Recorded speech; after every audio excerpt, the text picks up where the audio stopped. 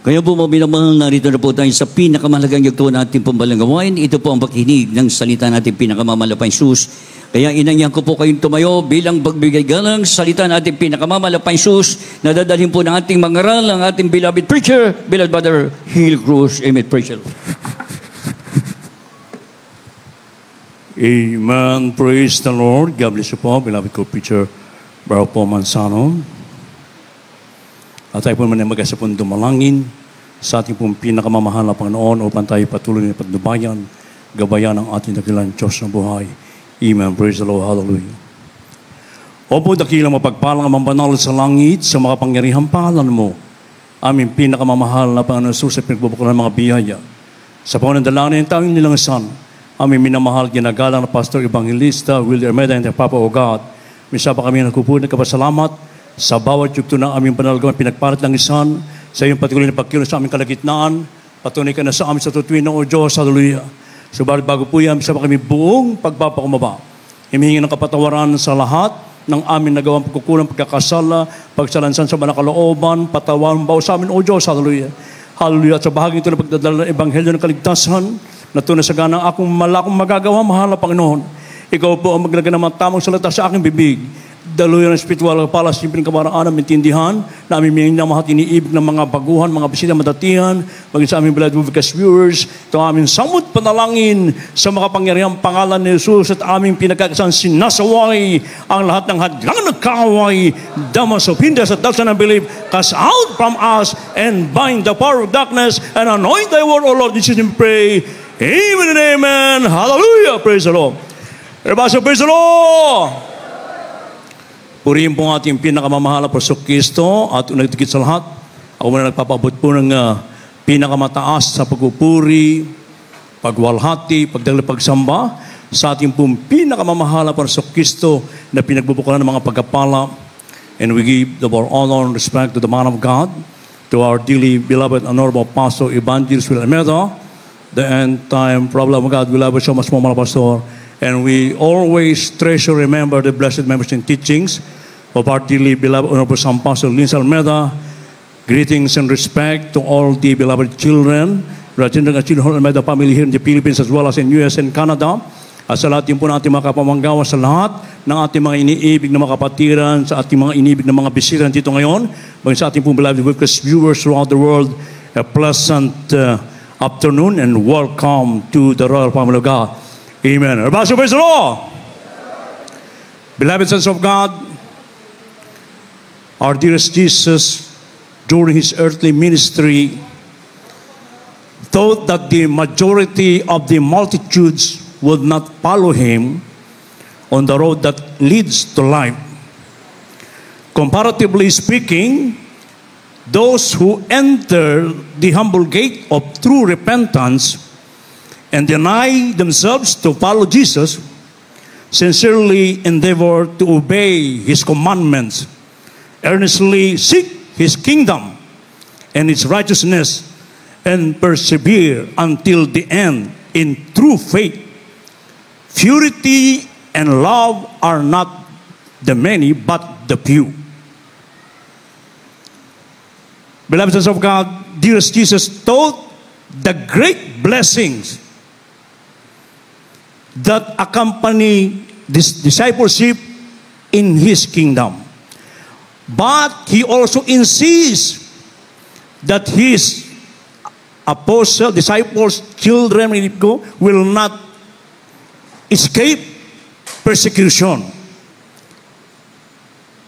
Some of the evangelists, preachers says getting saved is one of the easiest things in the world.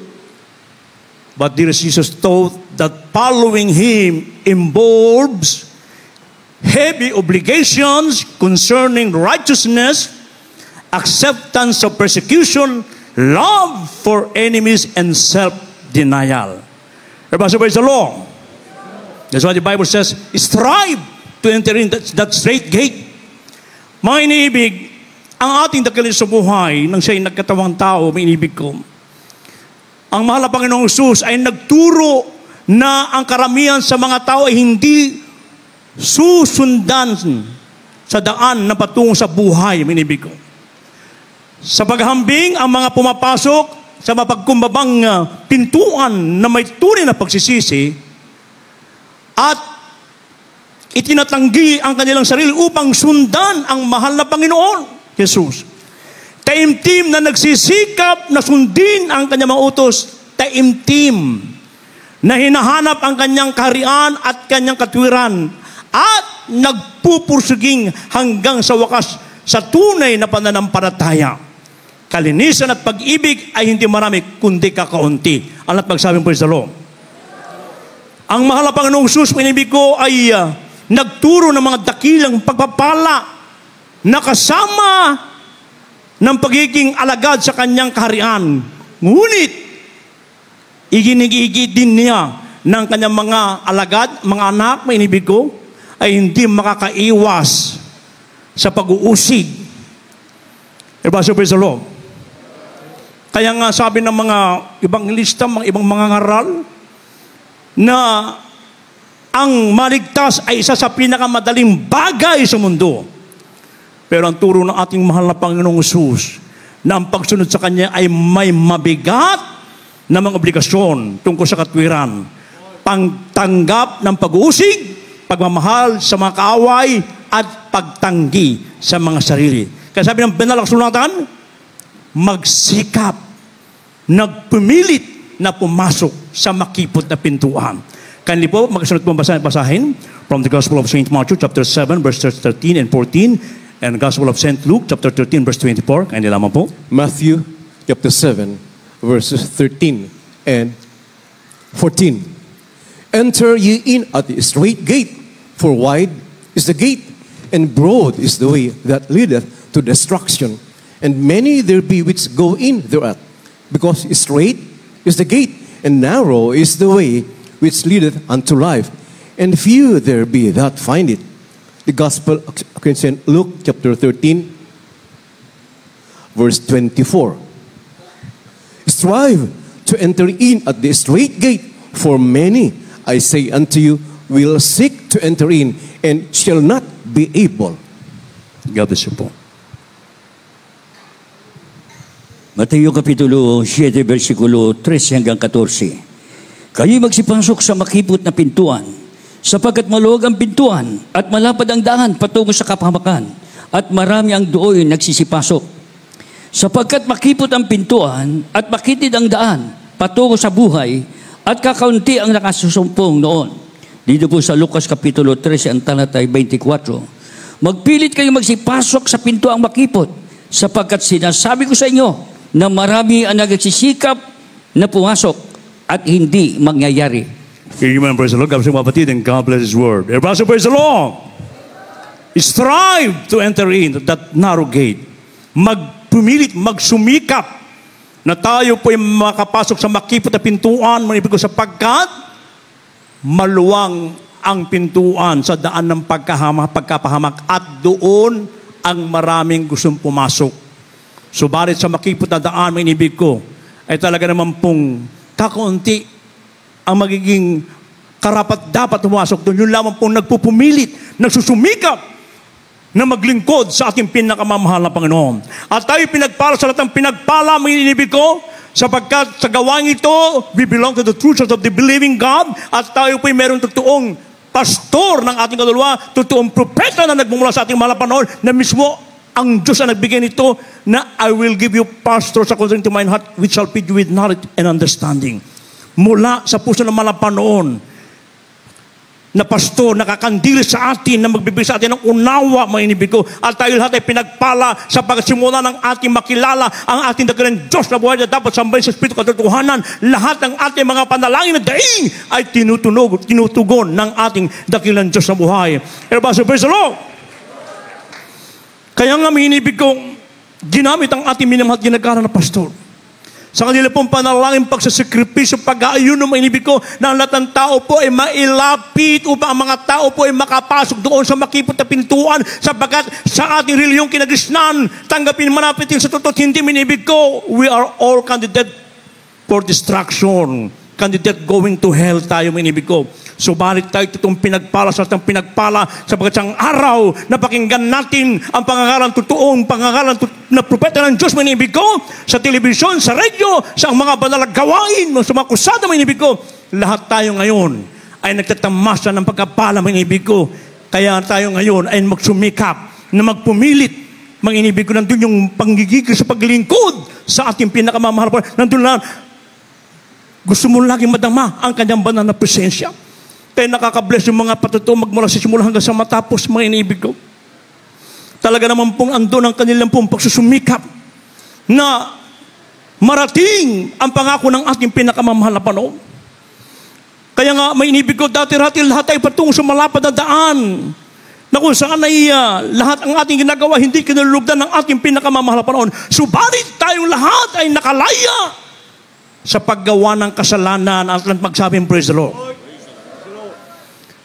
Kaya nga dito sa banal na kasulatan na kung saan ay ng ating mahal na Panginoon siya ay naglalakbay patungo sa Jerusalem at may nagtanong sa kanya, nagsabi, Panginoon, kakaunti baga ang mga liligtas?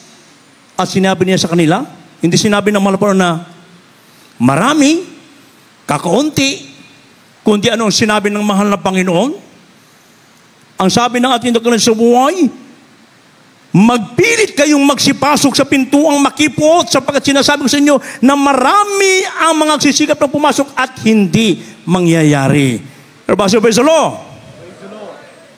Kaya nga mga inibig, bagamat sa ating paglilingkod, bilang tayo mga anak ng ating mahal na Panginoon, gaya ng aking nasabi kanina mga inibig ko, lahat tayo ay haharap sa pag-uusig, sa persecution.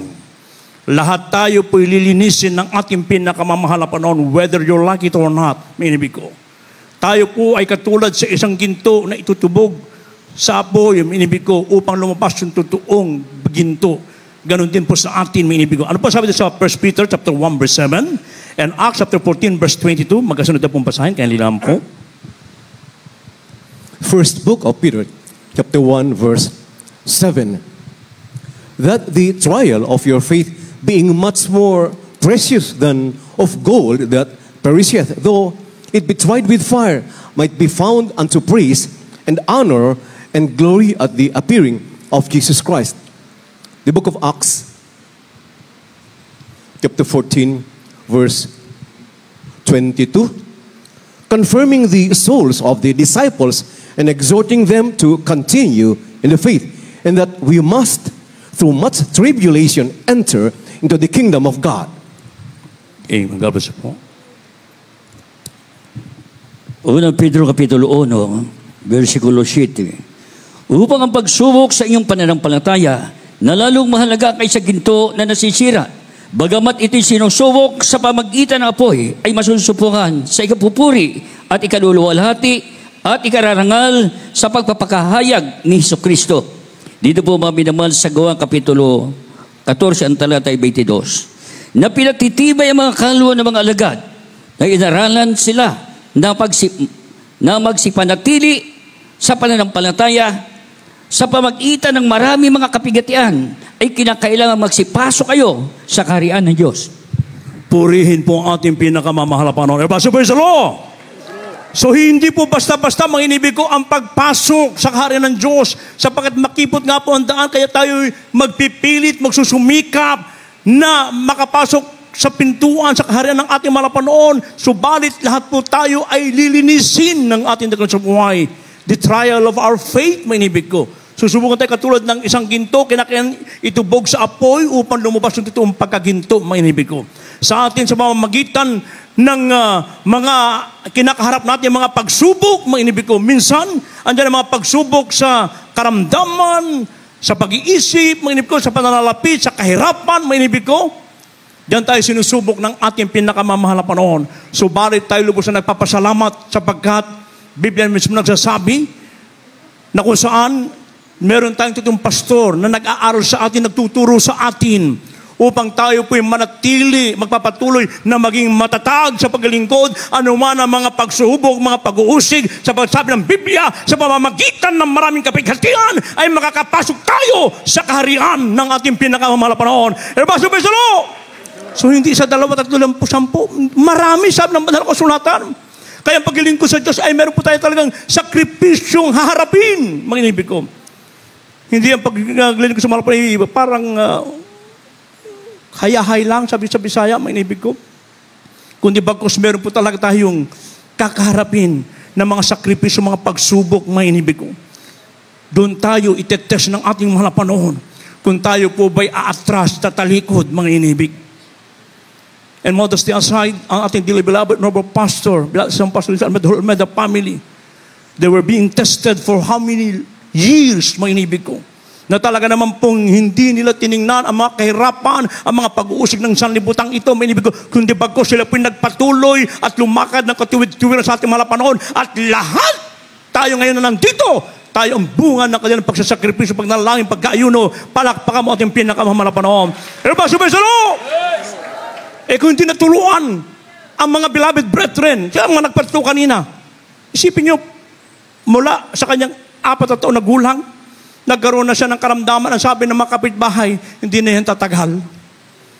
Kasi meron siyang sakit yatang tuberculosis yata yun.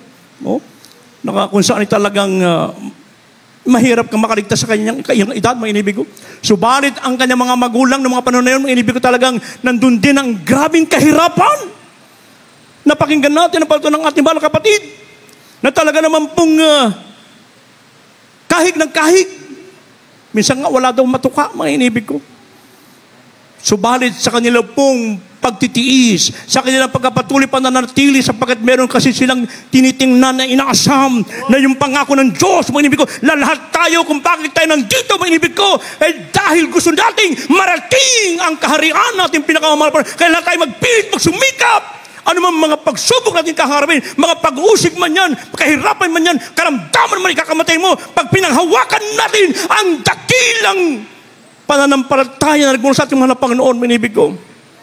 Kailanman, sabi ng Biblia, I will never leave thee nor forsake thee. Hindi kailanman tayo iiwan ng mga panahon, hindi kailanman tayo pababayaan ng mga panahon. Pag nakita niya ikaw umiyak ng di kawasa at nagsusumamo, nandiyan lagi ang kasugunan natin pinangamala panahon. Kaya bilang mga alingkod ng Diyos, maibig ko, you have to deny yourself. Kailangan kalimutan mo yung sarili ko, sa ano ka dati. Kung mayaman ka man, mahirap ka man, may pinag-aralan ka man, kung ano man kalalagay mo sa buhay dati, kalimutan mo na yan ang ayong tahakin kung paano yung tinuro sa atin ng ating dearly beloved person, the beloved whole mother children, yun po yung ating panghawakan. Praise the Lord. Kaya kailangan, andun din ang laging pagkapasakop. Kung tayo man po itinutuwid, may inibig ko, at ulit na may mga, kung may nagkakamali, we stand to be corrected. Huwag tayong magtatampo, huwag tayong lalayo sa banal na presensya ng ating mga Panginoon. Kung tayo nasasabihin, mga inibig ko, kinakailan, magpapatuloy tayo bagkus angkinin mo na, salamat po sa pagtutuwid. Lalo tayong gagamitin, pagpapalain ng ating pinakamahal na panahon. Praise the Lord.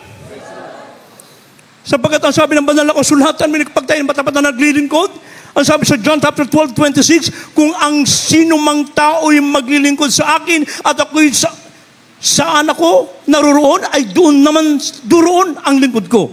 Kung sino mang tao'y maglingkod sa akin, ay siya'y pararangalan ng Ama. Ito po yung ating inaasahan, mga inibig ko, kung saan ang dakilang Diyos, doon po tayo. Makipot ang pintuan, mga inibig ko. Ibig sabihin, meron po talaga tayong sakripisyo na haharapin. Ibig ko, kaya isagawa po natin yung ating paglilingkod ng katuwid-tuwiran sa mga panahon without any mental reservation, but rather with open heart. Pray without ceasing, fight the good fight of faith. Mga inibig ko, iwasan na po natin ang lahat ng kahinaan, mga inibig ko. Dati na tayong galing dyan, sapagkat ang mga gumagawa ng mga karumal-dumal, yung mga liko, ay hindi kailanman makakapasok sa makipot na pinto na yan, sa langit, sa piling ating mahal na Panginoon. Ito po'y babala sa bawat sa atin. Hindi ito pinag-usapan. Kung tayo po'y tumagal na ng mahabang dekada, maraming taon, manibig ko, kundi bagos yung ating matapat na paglilingkod. Ano po sabi po dito sa Revelation 21 verse 27? Ito po ibabala sa bawat sa atin, may inibig. The book of Revelation chapter 21, verse 27. And there shall in no wise enter into it anything that defileth, neither whatsoever worketh abomination or maketh a lie, but they which are written in the Lamb's book of life. God bless po. Dito po sa Apocalypse Kapitulo 21, ang talatay 27. At hindi papasok doon sa anumang paraan ang anumang bagay na karumal-dumal o siyang gumagawa ng kasuklam-suklam at ng kasinungalingan, kundi yung lamang na mga nakasulat sa aklat ng buhay ng Kordero. Purihin po ating pinakamamahal na Pastor, praise the Lord! So napakaliwanag, mga inibig ko. Lahat ng mga gawa-gawa ng mga karumal-dumal, kasuklam-suklam ay hindi papasok doon sa karya ng ating mahal na Panginoon. Kaya we have to search ourselves. We have, siyasatin po natin ang ating mga sarili if we are still in the faith. Sapagkat ikaw mismo makakaalam, pag iba ng ginagawa mo, may inibig mo, hindi mo na isinasagawa ang mga bagay na kalugod-lugod sa harapan ng mahal na Panginoon. Ikaw mismo, mahirapan ka madama ang kanyang malabing presensya. Sapagkat ang Diyos hindi nanahan sa unclean vessel, may inibig ko. Sa marumi na mga vessel, hindi siya nananahan doon. Doon sa clean vessel siya nananahan. Kaya ikaw mismo ang makakaalam pag ikaw ay nakagawa pa ng mga bagay. Sapagkat Biblia mismo nagsasabi, may inibig ko, sa unang Korintos sa 9:10, o hindi ba ninyo nalalaman ang mga liko ay di magsisipagmana ng karin ng Diyos? Huwag kayong padaya. Kahit ang mga mapakiapid sa mga makakiapid ni mga mananamba sa Diyos-Diyosan, ni ang mga ng mababae niya, mga mapakiapid sa kapwa lalaki, ni ang mga magnanakaw at mga masasakim, ni ang mga manlalasing, mapagtungayaw, ni ang mga manlulubig ay hindi magsisipagmana ng karin ng Diyos. Kaya kung isa sa mga akin nabanggit, may inibig ko, ay napagbibigyan pa ng ating mga pita ng laman, huwag ka na mag-expect, kapatid, ng langit na babalik ang mahal po anytime na ay ikaw makasama. Kundi bagkus meron pa tayong pagkakataon. Habang meron pa tayong lakas at may hininga, yung mga bagay ng mga karumal-dumal, kasuklam-suklam sa mga marmon, atin na pong iwaksihan. Sapagkat dati na tayong galing dyan. At tayo pinagpala sapagkat napunta tayo sa buong katotohanan. Namulat tayo, may ibig ko, nakalayat tayo sa paggawa ng kasalanan. Praise the Lord! Kaya panghawakan natin, mga inibig ko, yung pananampalatayang dakilang kaligtasan natin, mga iniibig. Sapagkat ito napakalapit na ng pagbabalik ng ating mahal na Panginoon. Sapagkat kung tayo naglilingkod ng buong katapatan, ang sabi sa Deuteronomy 28:1-2, at kung mangyari titinggin mo ng buong sikap ang lahat ng aking katinig, ang aking kahatulan, lahat ng pagkapalang ito ay hahabulin ka o overtake sa iyo ang pagkapala. Kaya nakita natin, makinggan natin yung mga kapatid na nag-testify kanina. Mga dating grabing kahirapan, may inibig ko. Ngayon nagpapatuto sila, isa-isa na sila, may mga sasakyan, meron sila mga tahanan, mga dating mga tahanan naggigiray-giray, ngayon ay bato na, mga tahanan, may inibig ko. Papalakpakan po ba natin pinakamalapang Panginoon? Praise the Lord! Lahat tayo pinagpala ng ating mga Panginoon dahil meron siyang tao ng Diyos na walang siyang dalang araw-gabi para tayo po ay pagpalat at makapasok sa makipot na pintuan na yan. Subalit, pag ikay tumalikod, himiwalay, at imibig ka ng landas, hindi ka maglikod ng katapatan, doon din sa 28 Deuteronomy 45. Sabi doon, lahat ng sumpa, sabi ng banal na kasulatan, lahat ng sumpa na nandun sa banal na kasulatan, hahabulin ka. Hahabulin ka rin ng sumpa, manibig ko. Kaya kung nais natin na tayo habulin ng pagkapala, maglingkod tayo ng buong katapatan sa ating pinakamahal na Panginoon. Praise the Lord! Ngayon, ano ay pinagkagawa ng ating mabait na Diyos na dapat natin gawin upang tayo ay makapasok sa makipot na pintuan na yan patungo sa ating pinakamahal na Panginoon? Ano po sabi dito sa Hebrews chapter 4 verse 11? Kanilaman po. The book of Hebrews chapter 4 verse 11. Let us labor therefore to enter into that rest, lest any man fall after the same example of unbelief. Gabas po.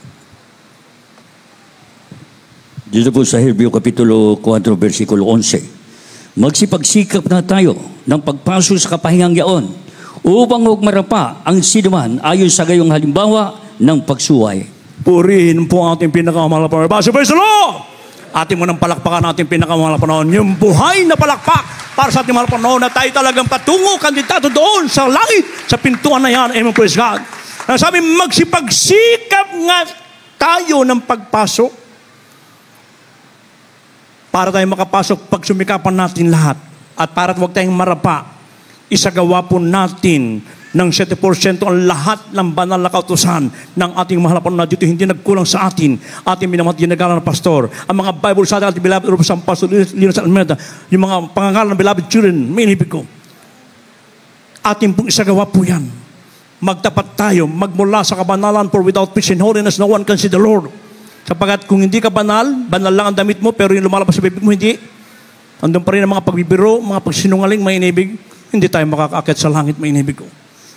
Kailangan yung kabanalan, sapagkat banal ang tumawag sa atin, sa lahat ng uri ng pamumuhay, maging banal po tayo. Kahit na sa ibang bansa ka, kahit na sa opisina ka, nasa tahanan ka, mga ibig ko, hindi lamang dito tayo naging banal sa gawain. Amen? Sapagkat may isang instances, mga ibig ko, may nakalimutan kami sa Bilibid Prison. Pagbalik namin doon, yung ating mga inaaralan, parang nakakita ng mga multo kasi, naghubad yung iba, nag-short. Nung makita kami, nagpulasan para nakakita ng multo, sabi ko, huwag kayong matakot sa amin. Doon kayo matakot sa ating pinakamahal na Panginoon. Sapagkat pwede kayong itapon ng malapan sa impyerno sa ginagawa niyo pag ganyan hindi kayo magsumikap. Kaya natakot sila, manibig ko, sa kahabagan ng malapan ng ngayon.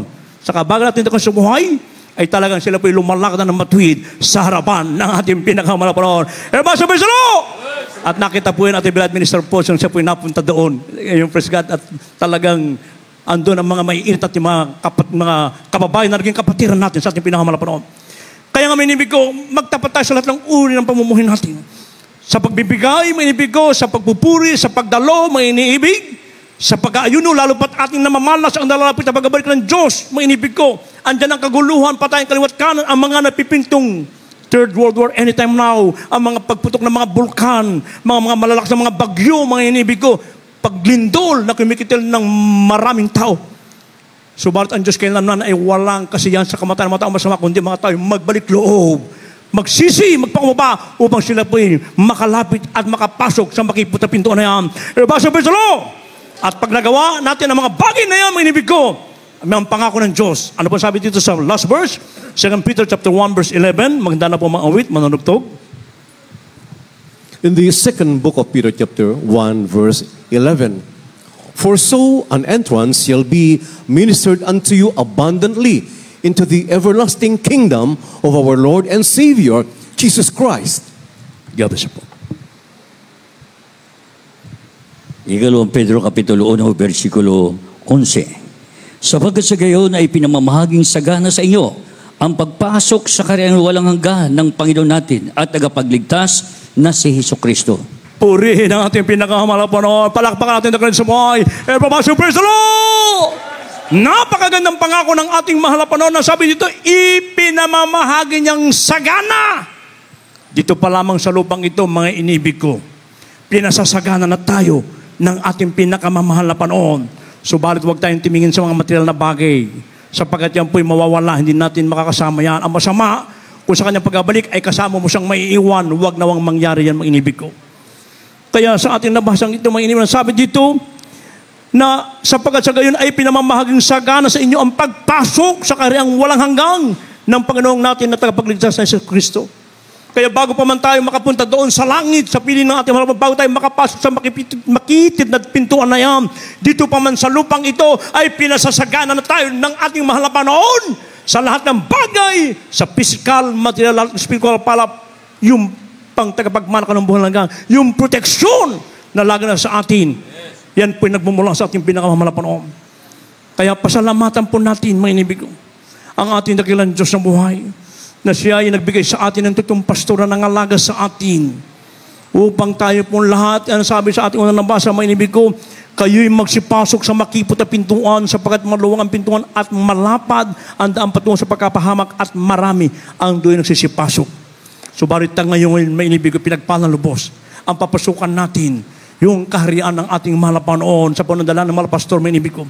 Kaya magpatuloy po tayo Bilang paglilingkod natin, you have to deny yourself. Kalimutan mo na kung anong ang dati may inibig ko. Maglingkod tayo ng buong katapatan, alisin ang mga puot, galit, pagkakampi-kampi, covetousness, may inibig ko, lahat ng bagay na makapaghadlang sa pagdagit ating mahal sa atin, iwasan na po natin yan. Maglingkod tayo ng buong katuwid-tuwiran sa ating mahal. Habang tayo po lahat ay tumayo, may inibig ko, and we are all inviting our beloved visitors, please come forward. Now is the day of salvation, now the accepted time. Ngayon pong araw ng pagtanggap, ngayon pong araw ng kaligtasan. Pumarito po kayo sa harapan. Huwag po kayong mahiya, may inibig ko, wala kayong mang tatanggapin. Kundi ang ating pinakamamahal na Panginoon na may agda ng ating buhay. Siya ang ating mahal na Panginoon na naglaan sa atin ng isang tahanan. Habang binibigay po ko sa beloved ko, preacher, beloved brother Joey,